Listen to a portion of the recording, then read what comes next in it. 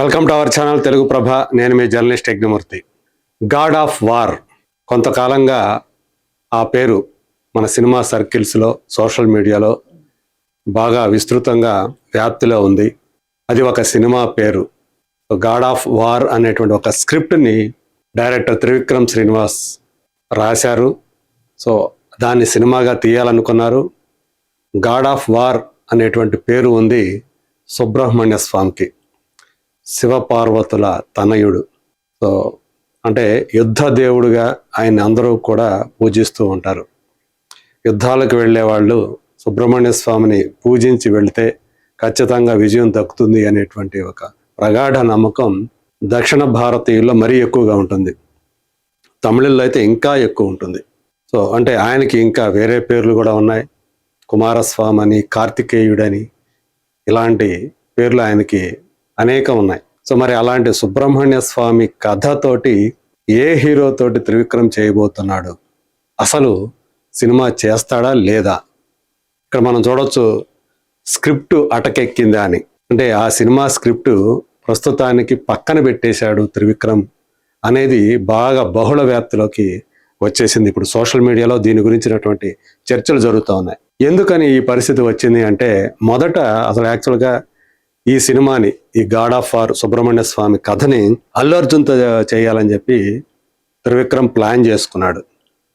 So అలవైకుంఠపురంలో లాంటి block buster hit తర్వాత మళ్ళీ మరోసారి ఆ కలయికలో సినిమా చేయటం కోసం ఈవెన్ అల్లు అర్జున్ కూడా ఎప్పుడో గ్రీన్ సిగ్నల్ ఇచ్చాడు, మధ్యం కలిసి చేస్తామని కూడా చెప్పాడు. సో ఆ సినిమా తర్వాత తను మహేష్ బాబు తోటి గుంటూరు కారం అనేటువంటి సినిమాని తీయటం, 2024 సంక్రాంతికి వచ్చినటువంటి ఆ సినిమా ఆశించిన రీతిలో ఆడకపోవటం మనం చూసాం. అప్పటికీ ఆ సినిమా 150 కోట్లు 180 కోట్ల వరకు కూడా గ్రాస్ను సాధించింది, మిక్స్డ్ రెస్పాన్స్లో కూడా, మిక్స్డ్ టాక్లో కూడా. సో దాని తర్వాత మళ్ళీ ఏదైతే అలవైకుంఠపురంలో లాంటి ఒక మ్యాజిక్ని మళ్ళీ రిపీట్ చేద్దామని చెప్పేసి వీళ్ళిద్దరూ కూడా ప్లాన్ చేసుకున్నారు, అల్లు అర్జున్ త్రివిక్రమ్. కాకపోతే ఒక సోషల్ సబ్జెక్ట్ కాకుండా ఒక మైథలాజికల్ సబ్జెక్ట్ని ఎంచుకున్నాడు ఈసారి త్రివిక్రమ్. మాటల మాంత్రికుడు లేదా గురూజీ అని చెప్పేసి ఇండస్ట్రీలో చాలామంది ఆత్మీయంగా పిలుచుకున్నటువంటి త్రివిక్రమ్. సో దానికి ఒక పూర్తి స్క్రిప్ట్ కూడా తను ఆల్రెడీ తయారు చేసుకున్నాడు. అది బాగా నచ్చిందని కూడా చెప్పుకున్నారు. కానీ సమీకరణాలు మారాయి. ఎందుకని? పుష్ప 2 తర్వాత అల్లు అర్జున్ మళ్ళీ మరొక ఆ స్థాయి సినిమాని కోరుకున్నాడు. అందుగురించే త్రివిక్రమ్ కంటే అట్లీ లాంటి జాతీయ స్థాయిలో పేరు పొందినటువంటి డైరెక్టర్తో చేస్తే సో తనకు సంబంధించినటువంటి మార్కెట్ మరింత విస్తృతి చెందుతుంది అని చెప్పేసి అతను ఫీల్ అయ్యాడని, అందుగురించే అట్లీ డైరెక్షన్లో ఆ AA22/A6 అనేటువంటి సినిమాని ప్రారంభించాడని చెప్పేసి ఇండస్ట్రీలో ఈ రకమైనటువంటి ఊహాగానాలన్నీ కూడా తెర మీదకి వచ్చాయి. సో ప్రస్తుతం ఆ సినిమా షూటింగ్ ముంబైలో జరుగుతూ ఉంది. సో తనని పక్కన పెట్టేసి అట్లీతోటి వెళ్ళటంతో త్రివిక్రమ్ మనసు కష్టపడింది, మనస్తాపానికి గురయ్యాడు. అందుగురించే జూనియర్ ఎన్టీఆర్ని సంప్రదించాడు అంటూ ఒక ప్రచారం వచ్చింది. సో తను విన్నాడు స్క్రిప్ట్ని, జూనియర్ ఎన్టీఆర్ వెంటనే ఓకే చెప్పేశాడు. ఓకే చెప్పడంతో ఆగల, దాని ప్రిపరేషన్స్ కూడా తను మొదలు పెట్టేశాడు. సుబ్రహ్మణ్య స్వామి కథని తెలుసుకోవటం మొదలుపెట్టాడు. దానికోసం మురుగా అనేటువంటి ఒక పుస్తకాన్ని, ఇంగ్లీష్లో రాసినటువంటి ఒక పుస్తకాన్ని చదివాడు. సో దాన్ని చేతిలో పట్టుకొని ఎయిర్పోర్టుల్లో కనిపించాడు. సో దాన్ని బట్టి అర్థమైపోయింది తను ఆ క్యారెక్టర్ని ఓన్ చేసుకుంటున్నాడు అని చెప్పేసి. సో సుబ్రహ్మణ్య స్వామి గురించి తెలుసుకొని ఆయన ఎలా ఉంటాడు, ఏంటి, ఆయన ఎందుకని గాడ్ ఆఫ్ వార్ అయ్యాడు, సో ఇలాంటి విషయాలన్నీ తెలుసుకొని ఆకళింపు చేసుకుంటూ వచ్చాడు. ఆ మురుగా అనేటువంటి పుస్తకం ఒక తమిళ రైటర్ రాసినటువంటి ఆనంద్ బాలసుబ్రహ్మణ్యం ఏదో ఉంది, అలా ఆ పేరు.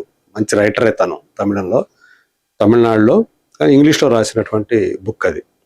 సో అదంతా జరుగుతుంది. ఇక అతి త్వరలోనే ఆ సినిమా ప్రారంభమవుతుంది.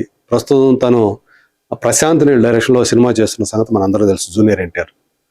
అది చివరికి వచ్చే టైంకి ఈ సినిమాని మొదలు పెడతారు అనేటువంటి మాట బలంగా వినిపించింది. మళ్ళీ అంతలోనే ఏమైందో ఏమో, మళ్ళీ ఇప్పుడు ఆ ప్రాజెక్టు చేయడానికి అల్లు అర్జున్ మళ్ళీ ఉత్సాహం చూపిస్తున్నాడు అని చెప్పి వినిపించింది. అంటే తన టీంని త్రివిక్రమ్ దగ్గరికి పంపించాడు అల్లు అర్జున్. సో ఆ టీం త్రివిక్రమ్తో మాట్లాడింది. దీంతో ఒకప్పుడు అసలు యాక్చువల్గా తను ప్లాన్ చేసిందే అల్లు అర్జున్తో కదా, మళ్ళీ అల్లు అర్జునే మళ్ళీ ఆ సినిమా చేయాలనుకుంటున్నాడు అనేటువంటి విషయం మరి తెలియటంతో త్రివిక్రమ్ ఇక్కడ మీమాంసలో పడ్డాడు. ఏం చేయాలి, అల్లు అర్జున్తో చేయాలా లేకపోతే జూనియర్ ఎన్టీఆర్తో చేయాలా? జూనియర్ ఎన్టీఆర్ కథ చెప్పాడు, జూనియర్ ఎన్టీఆర్ ఓకే చేశాడు, జూనియర్ ఎన్టీఆర్ ఓన్ చేసుకున్నాడు, ప్రిపేర్ అయిపోతున్నాడు. ఇలాంటి టైంలో మళ్ళీ నీతో కాదు నేను మళ్ళీ అల్లు అర్జున్తో చేయాలనుకుంటున్నానని ఎలా చెప్తాడు? సో దీంతో ఒక రకంగా చెప్పాలంటే చాలా ఇబ్బందికరమైనటువంటి పరిస్థితి ఎదుర్కొన్నాడు త్రివిక్రమ్.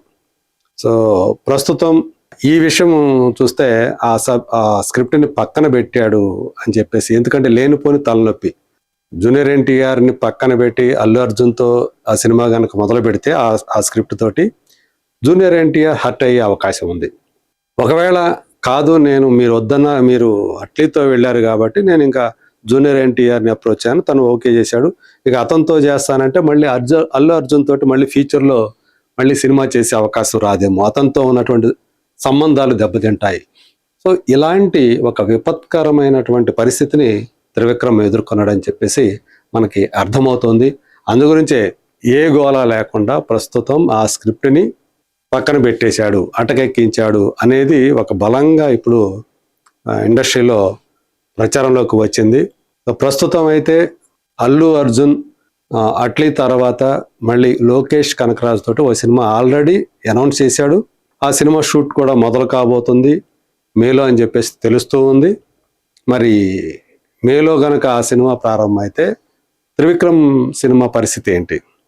సో త్రివిక్రమ్తో తను ఏదైతే సుబ్రహ్మణ్య స్వామి కథతో చేయాలనుకున్నాడో అది చేయకపోతే మరి ఒక ప్రాజెక్ట్ అంటుకుంటున్నారు కదా, అది ఏ కథ?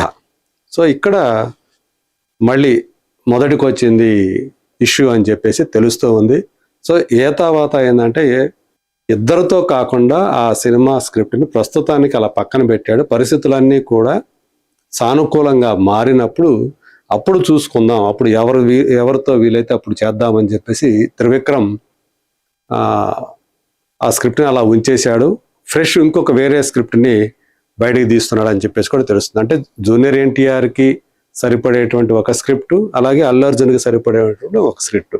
ఆయన దగ్గర స్క్రిప్టులకి అయితే కొదవలేదు, స్టోరీస్కి ఏం కొదవలేదు. కాకపోతే ఏంటంటే వాటిని డెవలప్ చేయటం, అది వినిపించడం, లైన్ వినిపించడం, ఇవి మాత్రమే ప్రస్తుతానికి చేస్తూ ఉంటారు. కాబట్టి ఓకే అయిన తర్వాత దాని మీద మళ్ళీ కూర్చొని డెవలప్మెంటు, ఫుల్ స్క్రిప్ట్ తయారు చేయడం ఇవన్నీ కూడా తర్వాత జరుగుతూ ఉంటాయి.